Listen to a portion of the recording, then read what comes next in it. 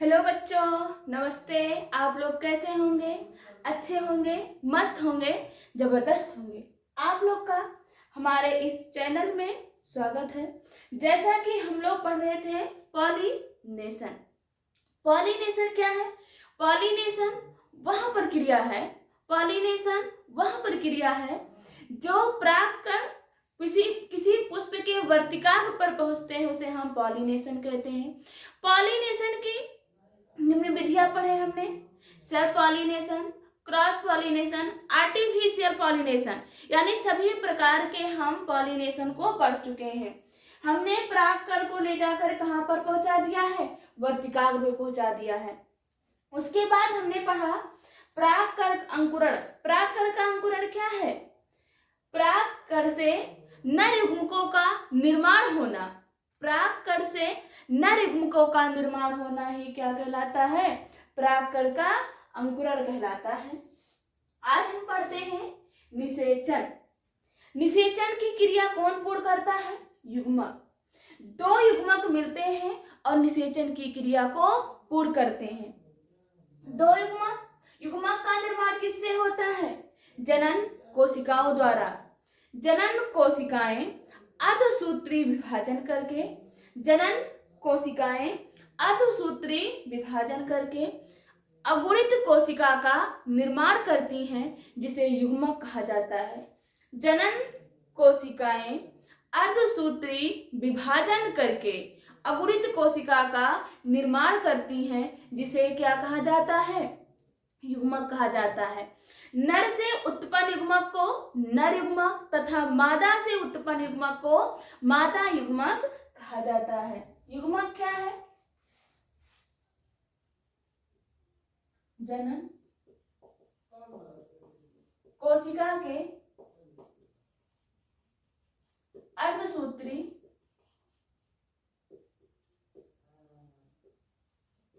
विभाजन से उत्पन्न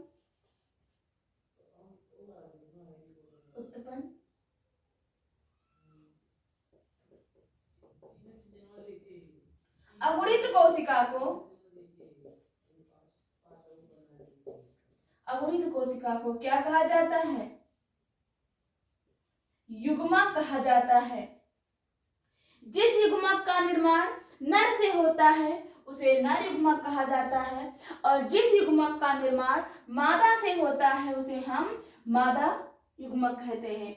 युग्मकों में गुणसूत्र की संख्या आधी होती है, जिसे अगुणित कहा जाता है। आधी का मतलब n, जिसे n से प्रदर्शित किया जाता है। युग्मक में गुणसूत्रों की संख्या आधी होती है, जिसे n के द्वारा प्रदर्शित करते हैं। नेक्स्ट है फर्टिलाइजेशन। निषेचन क्या है? नर युग्मक व मादा युग्मक के संलयन को, नर युग्मक व मादा युग्मक के संलयन को ही क्या कहा जाता है? निषेचन कहा जाता है। क्या कहा जाता है? निषेचन कहा जाता है। निषेचन के दौरान ही क्या होता है? गुणसूत्र का निर्माण होता है। निषेचन के दौरान ही युग्मनज का निर्माण होता है। युग्मनज में गुणसूत्र की संख्या 46 होती है, जिसे द्विगुणित कहा जाता है। नर युग्मक व मादा युग्मक के संलयन को, नर युग्मक व मादा युग्मक के संलयन को निषेचन कहा जाता है। निषेचन से ही द्विगुणित कोशिका का निर्माण होता है। द्विगुणित कोशिका का निर्माण होता है, जिसे क्या कहा जाता है? युग्मनज कहा जाता है। यही युग्मनज क्या करता है? भ्रूण में परिवर्तित हो जाता है और किसका निर्माण करता है? बीज व बीजांड का निर्माण करता है। डिफिनेशन लिखते हैं, क्या है?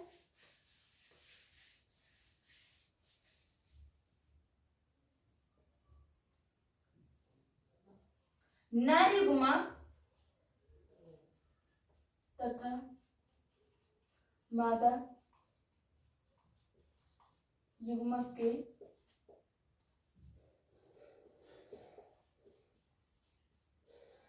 संलयन को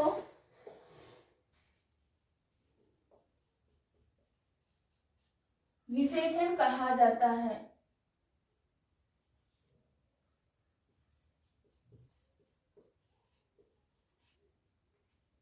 निषेचन के दौरान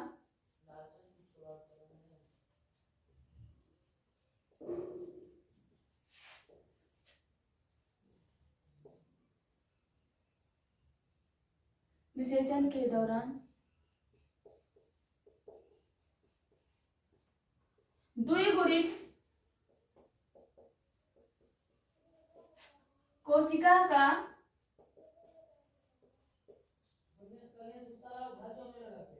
निर्माण होता है, जिसे क्या कहा जाता है?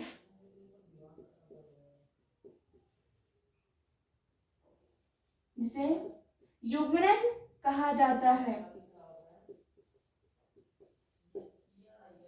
युग्मनज में गुणसूत्र की संख्या कितनी होती है? द्विगुणित।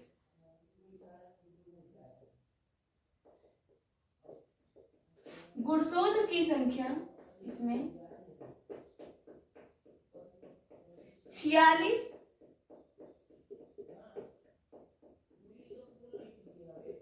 होती है, जिसे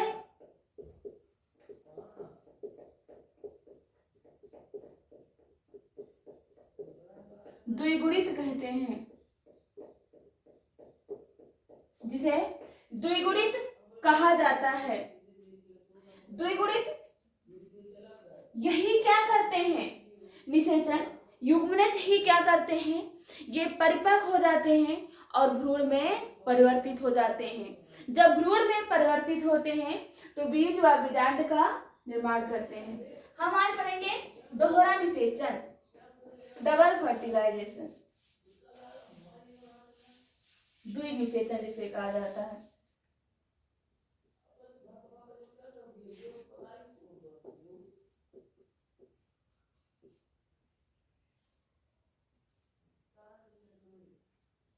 द्विनिषेचन, द्विनिषेचन क्या है?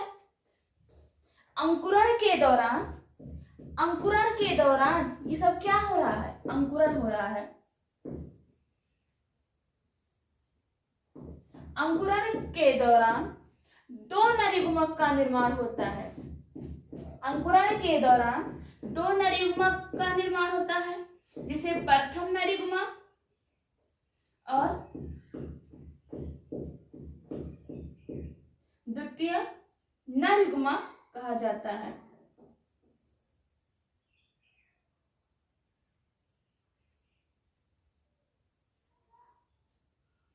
अंकुरण के दौरान दो नरयुग्मक का निर्माण होता है, जिसे प्रथम नरयुग्मक कहा जाता है और द्वितीयक नरयुग्मक कहा जाता है। ये नरयुग्मक क्या करते हैं? प्रागनली से होते हुए, किससे? प्रागनली से होते हुए कहां पर प्रवेश करते हैं? दोनों नरयुग्मक प्रागनली से होते हुए, बीजांड द्वार से भ्रूण कोश में प्रवेश करते हैं। ये क्या है?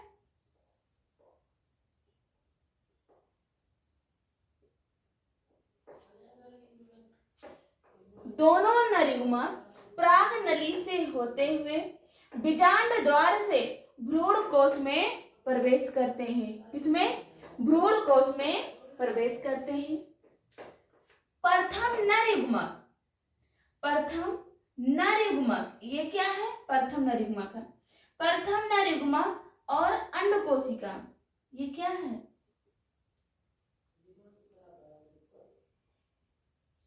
ये अंडकोशिका है।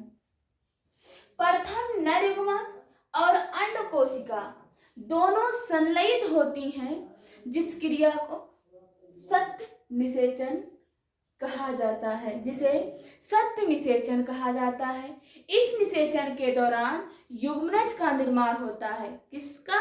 युग्मनज का निर्माण होता है।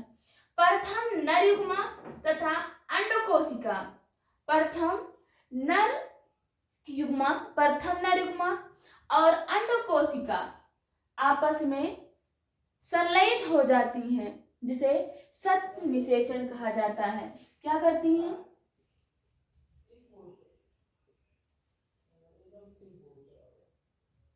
प्रथम नरयुग्मा तथा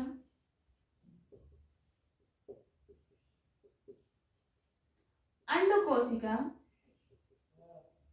दोनों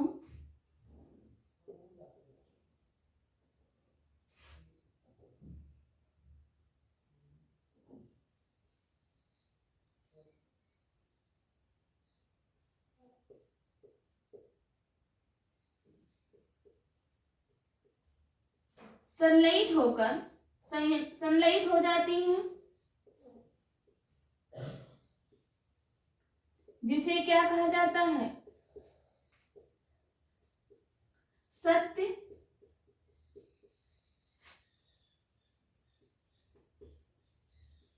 निषेचन कहा जाता है।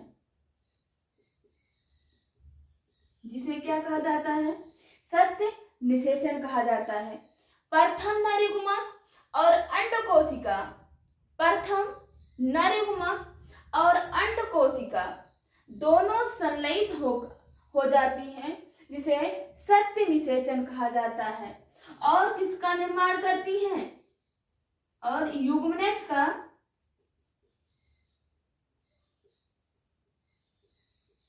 निर्माण करती हैं। युग्मनज का निर्माण करती हैं। इनमें युग्मनज का निर्माण करती हैं।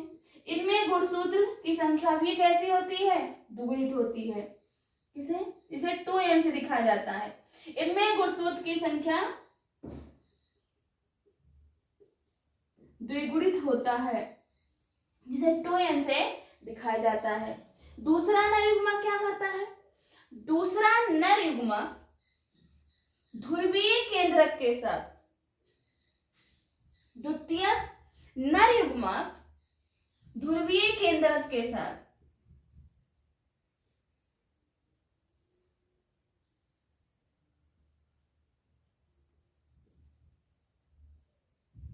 द्वितीय नरयुग्मा और क्या है?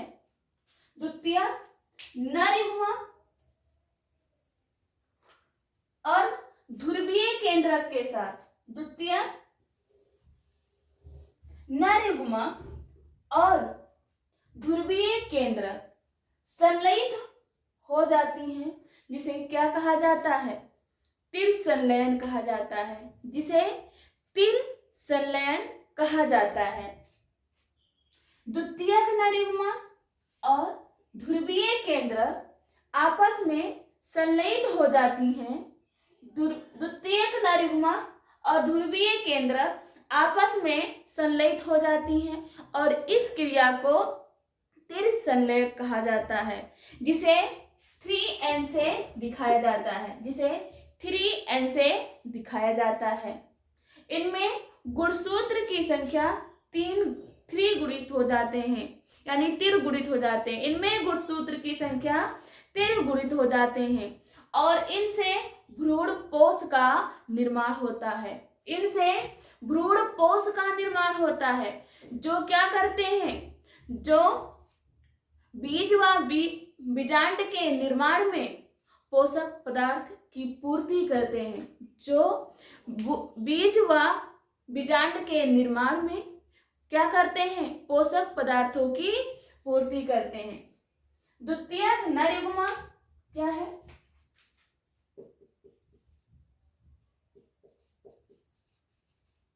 द्वितीयक नरयुग्मा तथा ध्रुवीय केंद्र संलयित हो जाती हैं,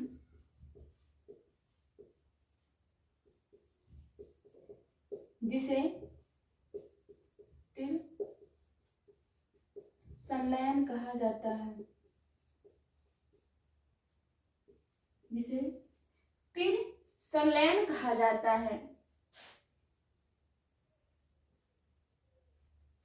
इसके इससे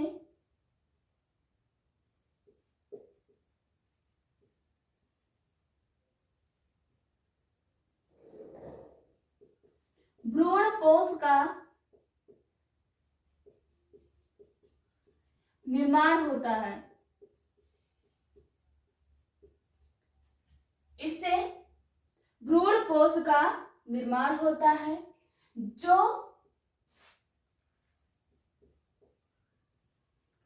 पोषक पदार्थ की पूर्ति करता है, जो पोषक पदार्थों की पूर्ति करता है। द्वितीयक नर युग्म और ध्रुवीय केंद्र आपस में संलयित हो जाती हैं और इस क्रिया को तिर संलयन कहा जाता है, जिसमें गुणसूत्र की संख्या तिर गुणित होती है। इसमें गुणसूत्र की संख्या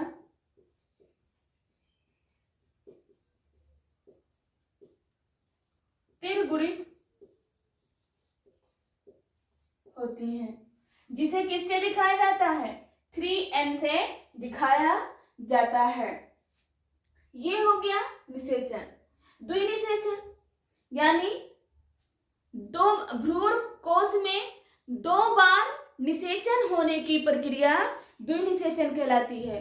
भ्रूण कोश में दो बार निषेचन होने की प्रक्रिया क्या कहलाती है? द्विनिषेचन यानी डबल फर्टिलाइजेशन कहलाती है। किसमें? भ्रूण कोश में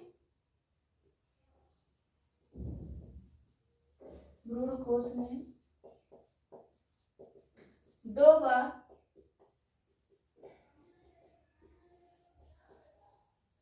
निषेचन होने की प्रक्रिया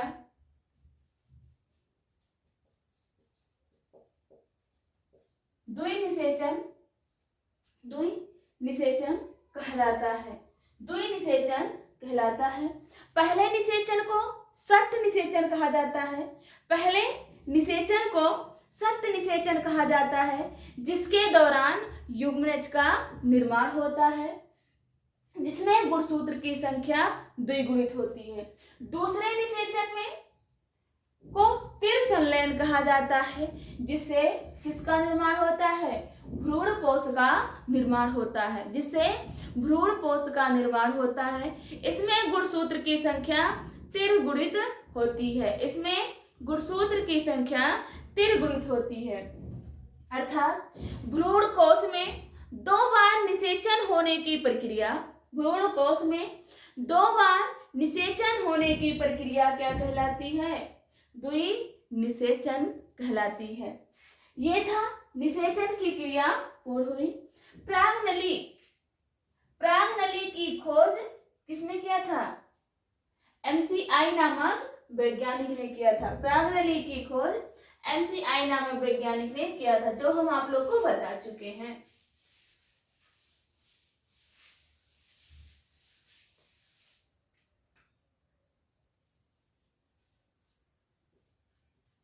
फल व बीज का निर्माण। फल व बीज का निर्माण। फल का निर्माण किससे होता है? अंडाशय से। क्या किससे होता है? अंडाशय से होता है।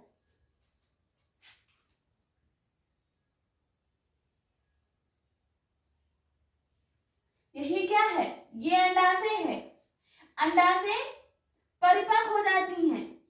अंडाशय परिपक्व होकर फल में परिवर्तित हो जाती हैं। अंडाशय परिपक्व होकर किसमें? फल में परिवर्तित हो जाती हैं। अंडाशय के चारों तरफ एक भित्ति पाई जाती है, यानी एक आवरण पाई जाती है, जिसे क्या कहा जाता है? अंडाशय भित्ति कहा जाता है। इसे भित्ति कहा जाता है। अंडाशय भित्ति परिपक्व होकर किसमें परिवर्तित हो जाती हैं? फल भित्त में परिवर्तित हो जाती हैं। अंडाशय परिवर्तित होकर, अंडाशय परिपक्व होकर फल में परिवर्तित हो जाती हैं और अंडाशय भित्त परिपक्व होकर फल भित्त में परिवर्तित हो जाते हैं। तथा बीजांड परिपक्व होकर बीज का निर्माण करता है। बीजांड यानी बीज का निर्माण किससे होता है? बीजांड से। बीज का निर्माण किससे होता है? बीजांड से होता है। बीजांड क्या करते हैं? परिपक्व होकर, कैसे? परिपक्व होकर बीज का निर्माण होते हैं। बीजांड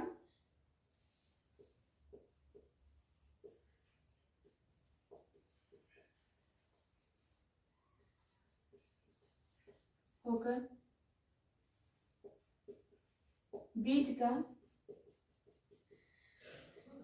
निर्माण करते हैं।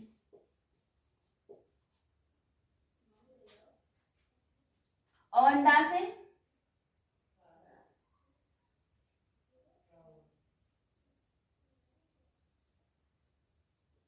परिपक्व होकर फल का निर्माण करती हैं। और अंडाशय भित्त परिपक्व होकर फल भित्त का निर्माण करती हैं। जब बीज व बीजांड का निर्माण होता है तो कुछ पुष्प में ऐसे होते हैं जिसमें बाह्य दल गिर जाते हैं और कुछ में चिरलगन के साथ लगे होते हैं। चिरलगन क्या होता है?